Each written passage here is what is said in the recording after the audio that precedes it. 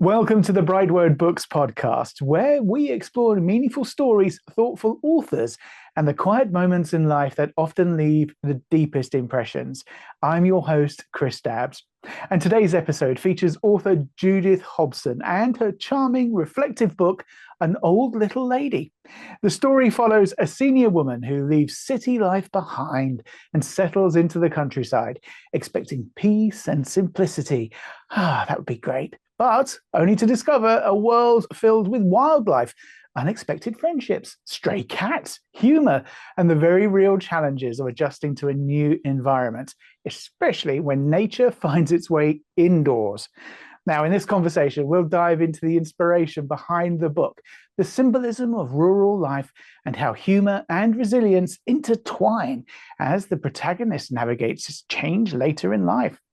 Judith also shares insights into writing authentically from a senior perspective, embracing life's transitions and finding joy in the small everyday surprises that come with starting fresh. Now, this discussion follows the prepared interviewed questions exploring the themes of change, friendship, aging, adaptability, and the gentle humor that makes An Old Little Lady both relatable and memorable. And guess what? We're delighted to welcome Judith Hobson to the podcast. Judith, how are you? Nice to meet you. Doing very well, thank you. Good to meet you too. Fantastic. How's the weather where you are today on this day? It's winter's day, isn't it? It's pretty nice. I see other people wearing jackets and hats. Yeah. I usually go out in long sleeves or a light sweater. Well, yeah. I'm from the north, so I guess my blood keeps me warmer than their blood. That's fine. So whereabouts are you then? I am in North Carolina. North Carolina. It's a very little town called Robertsonville. Nice. And this is where you moved to, right? This is where I just moved to, yes. Yeah, fantastic. Well, listen, the title, An Old Little Lady, immediately evokes warmth and curiosity, right? So what really made you write this book? And what was the message you were hoping that readers would take away, apart from obviously enjoying it, I guess? This was actually based on a true story.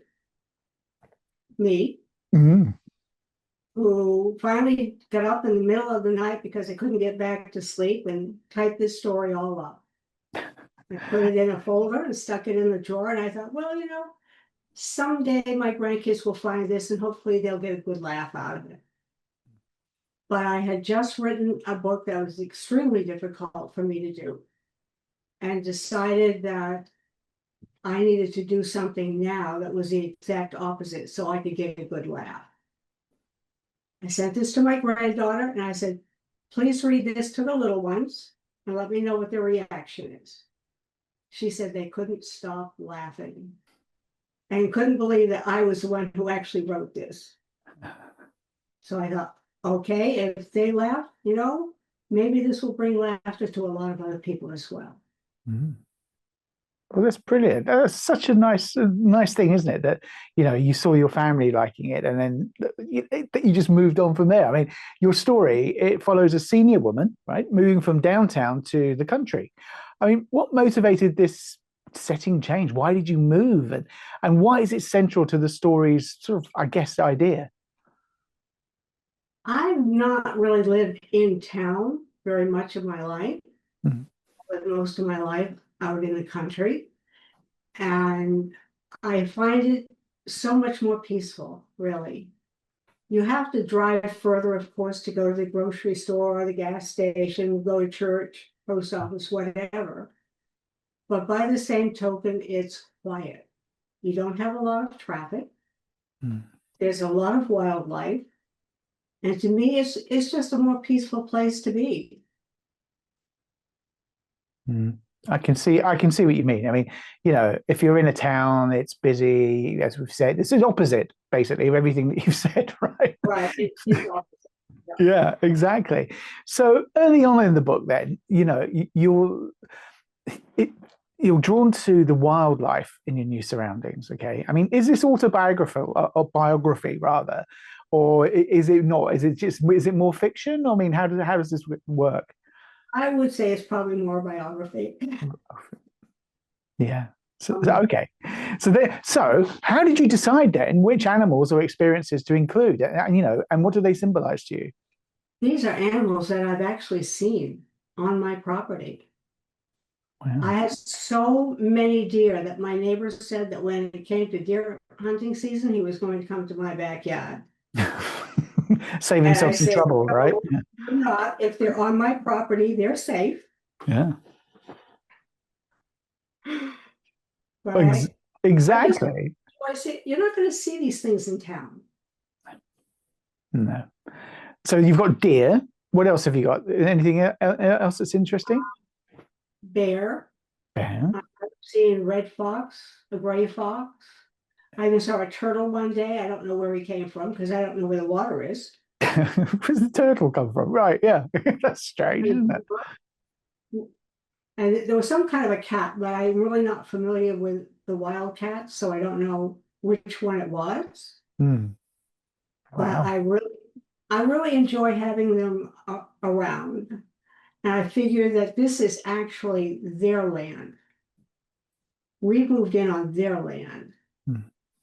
So when it comes to them wanting to run through the yard, I just don't care. I think it's fun to watch them. Yeah, I'd love to see that. That'd be fantastic. Looking out of your window and you've got deer over there and a bear, as long as it doesn't get can cause me any trouble, I guess.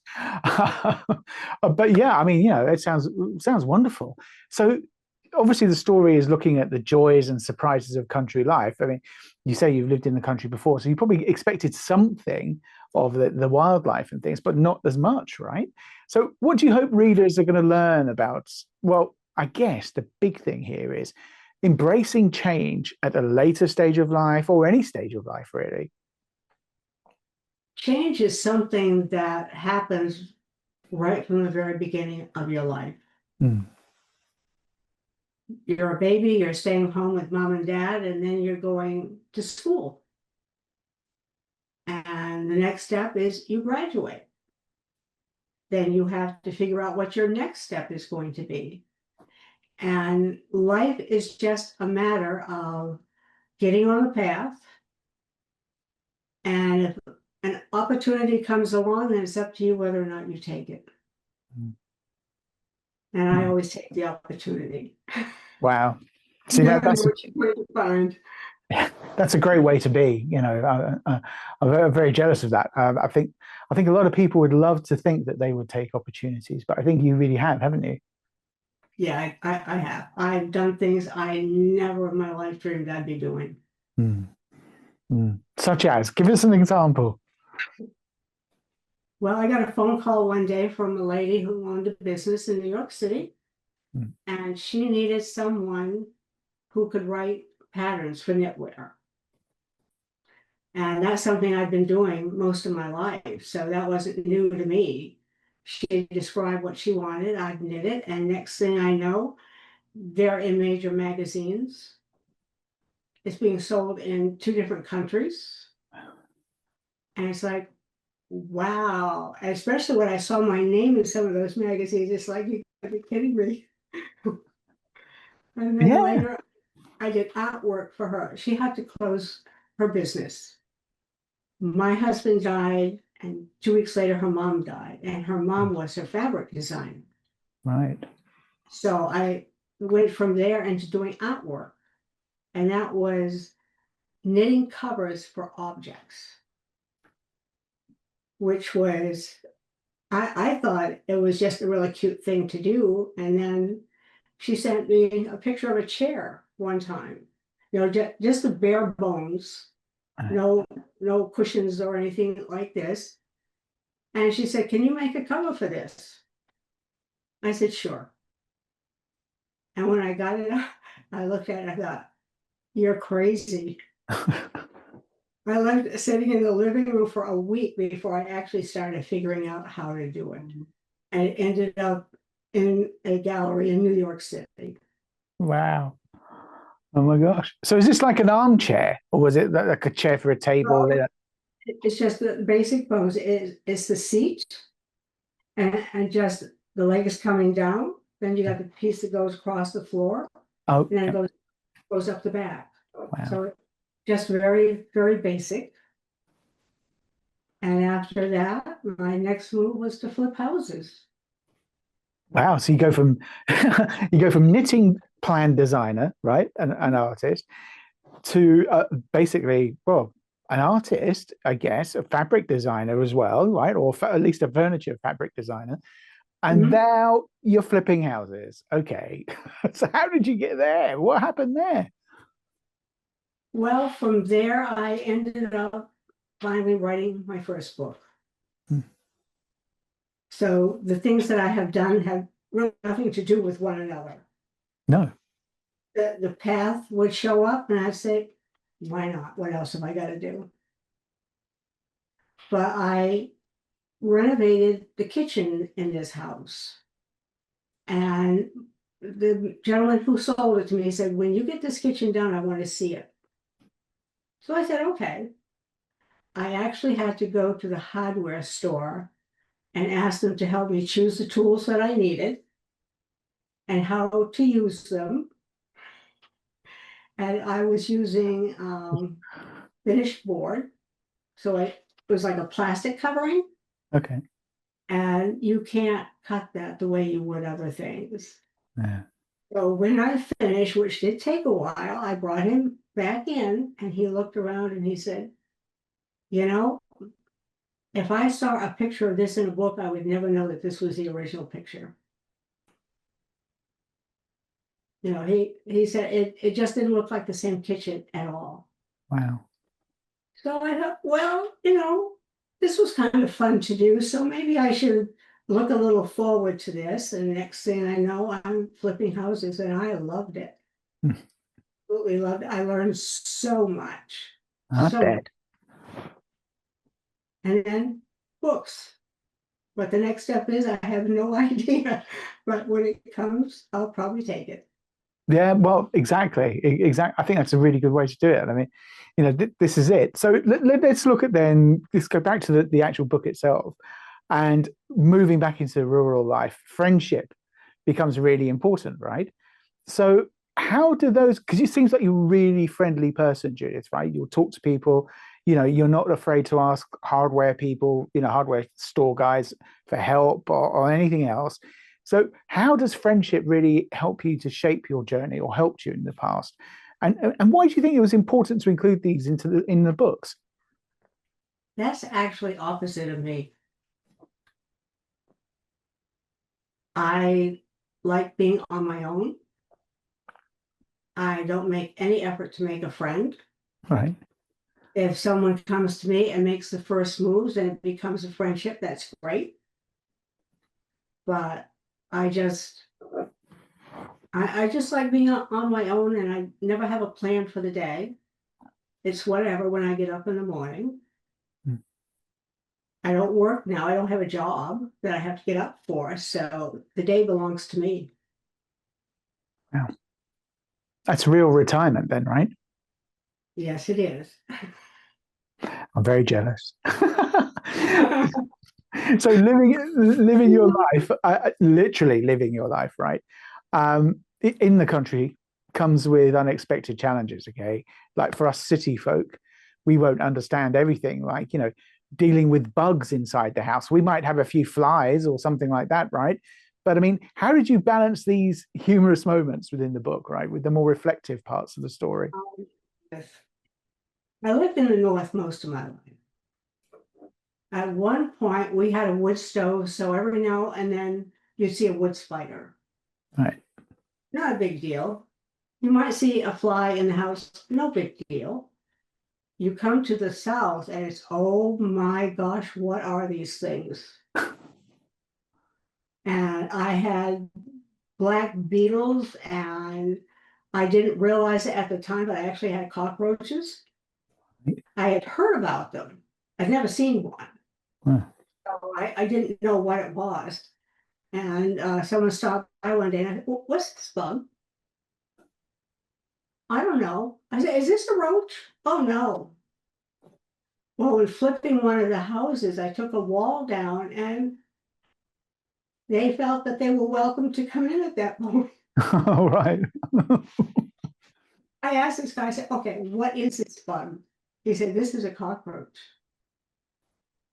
I said, oh my gosh. So I had to do some research and I found a spray that pretty much takes care of things.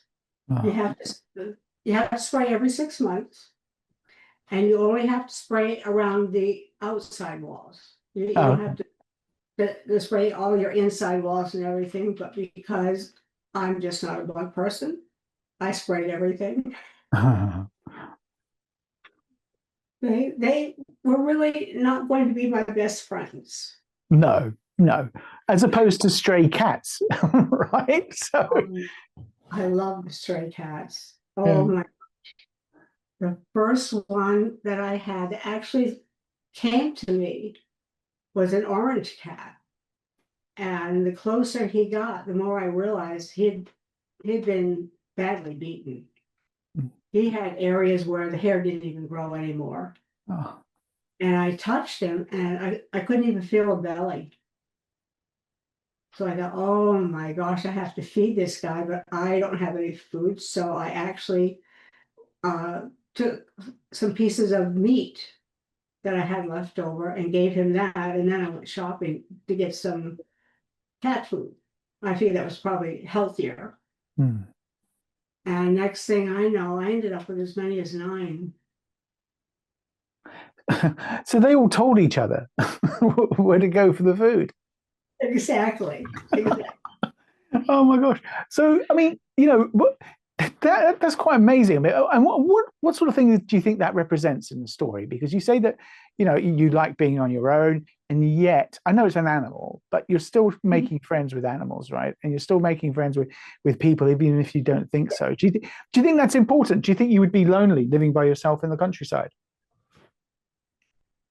No, Hmm? I'm one of those people who really doesn't mind staying on my own. Yeah. And I had a couple of family members kind of at me for several years to go get a dog. Oh, right. They said, that would be really helpful for you. You'll have a dog in the house. You're gonna have to get up. You're gonna take care of it and all this kind of thing. And I think, that really would be kind of cool. And then I think, no, Not when you can have a cat, right? It's a lot more independent. outside. Yeah, yeah, exactly. Exactly. Okay, so I mean, I guess that people can relate to adjusting to a completely new environment. I mean, I can't necessarily. I'd be quite, scared about this, I think. So, what advice does your book offer for, doing this sort of thing, really? How have you told us how to change your life like you have? When my husband passed, this was when I started living my life. Mm. And there were many things I had thought about doing that I never had an opportunity to do. So I reached a point where I thought, you know what? I don't love this house. The taxes are getting way out of hand. So I'm moving. I was living in the country, so I moved to the country. Only this was a lot more space between the houses. There were only 7 houses in the area where I was living. And you could probably stand in the front yard and scream and yell, and nobody hear you. So we had a nice distance between us. Everybody would help each other if needed, which was nice, to have somebody there who can tell you how to do or who to call. Yeah. But it was just so quiet. And to me, it was very calming. And I could sit around all day and do whatever I chose. That's it. See, I'm closing my eyes.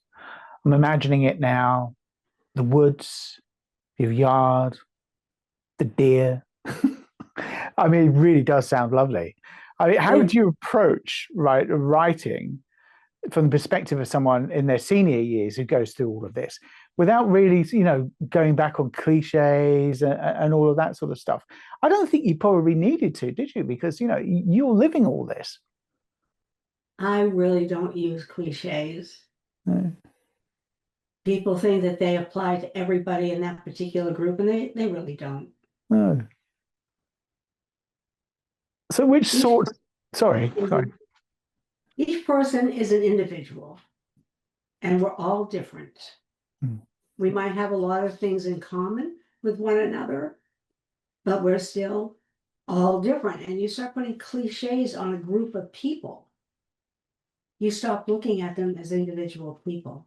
Yeah. So making And up that seniors are forgetful or seniors are whatever, yeah, there's no need for it, is there? no, Hmm. no. We all have our ups and downs. We all have issues that we might have to deal with. And just because you're older doesn't mean that you're different. You're still the same person you always were. Yeah. You've changed with the changing of time, but you're not a different person. You're still the same person. Yeah. Yeah. Your experiences shape who you end up being, but you're still the same person, right? So, no, I understand that. So, tell us about some of the funny moments then that made you laugh out loud, or your grandchildren laugh out loud. But that's the interesting thing, isn't it? Because you've gone multi-generational here. So, They yeah. ended that made them laugh. They thought that the book was funny, but when they got to the end, they just burst out laughing. And no, Yeah. I'm not going to tell you what the end is. No. No. So we've got to wait to the end. Okay, right. So that's cool. But I mean, it sounds like, there is humor in your book, right? Oh yeah. I Hmm. mean, for somebody who doesn't mind having bear walk through her yard and deer and this kind of thing, to go nuts because you have a bug in the house doesn't really make a whole lot of sense. Well, Because that's that bug true. is a whole lot smaller than that deer and that bear. Yeah, but but bugs have more legs. That, that they do. So, I put out a no trespassing sign, but I really don't think they would have been able to read it. So there was no point in doing that. So they just came in whenever they pleased, and they had to be taken care of. oh gosh, yeah, no, absolutely. I always wonder about people who, from where I'm from, people say that about Australia. They go to Australia and there's like huge spiders as big as your head and stuff like that. And I always wonder how people can manage to cope with that. But I guess, your thing is you would have had this appreciation for nature anyway, right? And Mhm. quiet and simple pleasures, which is actually simple pleasures sounds a bit patronizing, really, a bit patronizing, I think. It's not about simple pleasures, is it? It's about the pleasures that you have. And it's not up to anyone to say whether they're simple or not, is it? No. I mean, there were times when I would spend the entire day working on my counter cross stitch. Hmm. There were other days I decided, well, I'm taking today off, and I'd curl up in a chair and read a book. Every day was my choice. And I really enjoy every day being my choice. And being in the country, I guess that means that you weren't disturbed by all that external noise that happens all the time, right? No, No, exactly. Apart from the bears, of course. So, in the book, we're talking about adapting, obviously, as one becomes older. So, what lessons have you put into the book for us? That show how you can grow and things, and to take advantage of adaptation, basically. I think for the most part, you simply need to listen to yourself. Mm. Don't listen to what other people are saying you should or you shouldn't.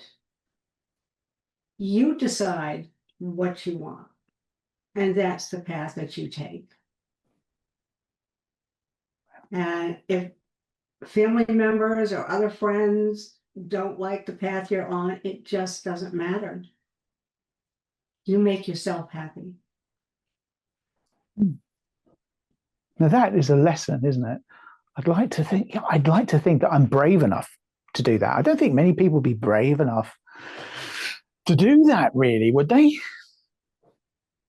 Probably not, because I think people listen a lot to what their family have to say or what their friends have to say.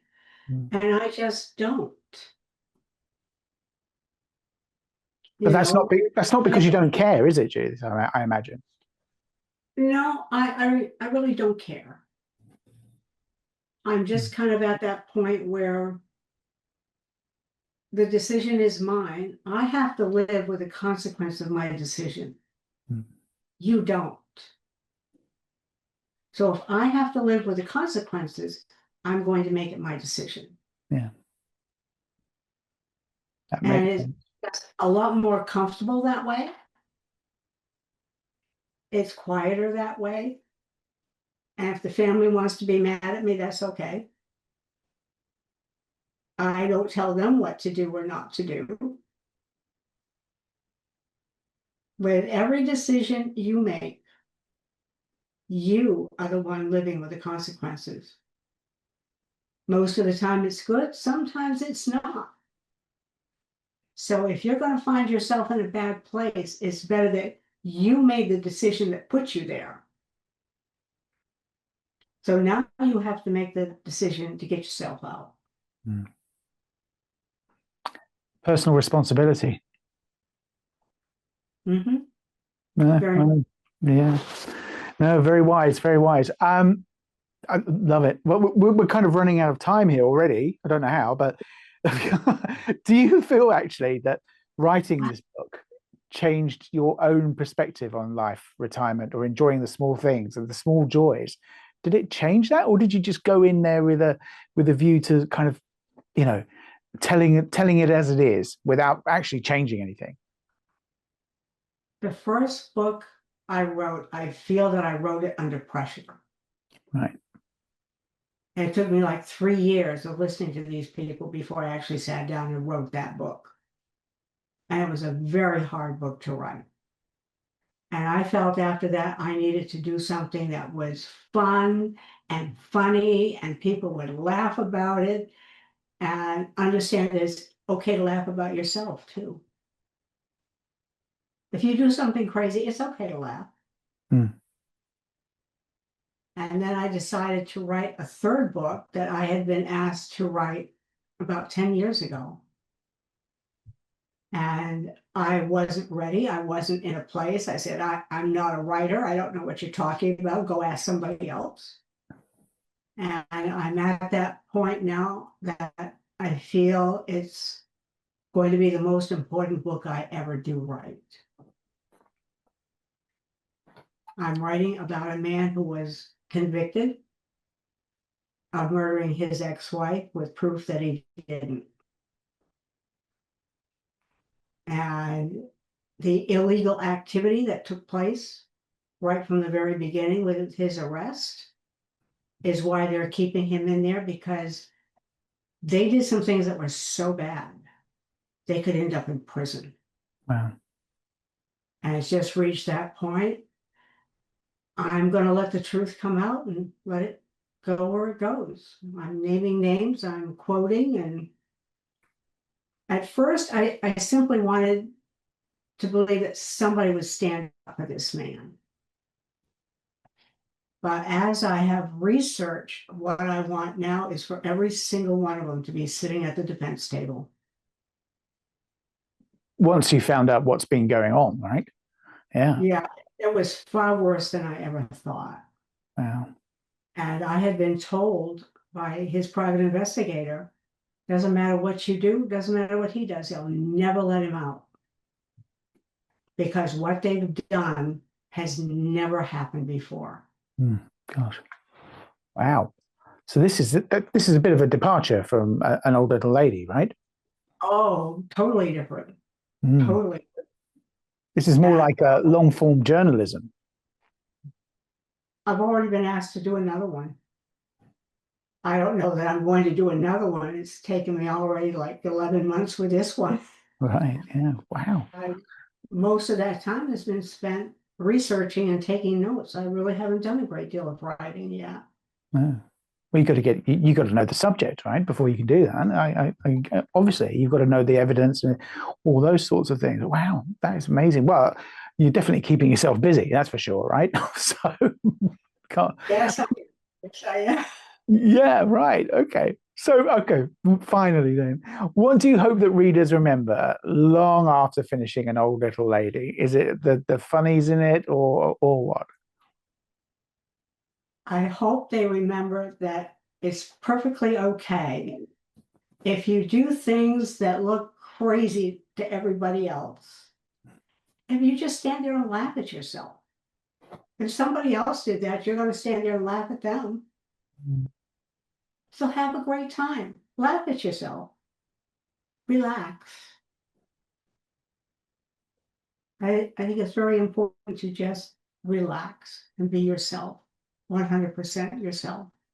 Yeah. What's that saying? Don't take yourself too seriously. I think it is something like that. Well, there are times when you need to, but for the most part, walk your own path. Mm. Don't let somebody dictate. Walk your own path. And I think as somebody, Judith, who has done that, I really take your advice to heart, to be honest. So there we are. Well, there we go. Well, we've run out of time. But listen, listeners, thank you for joining us on the BrightWord Books podcast.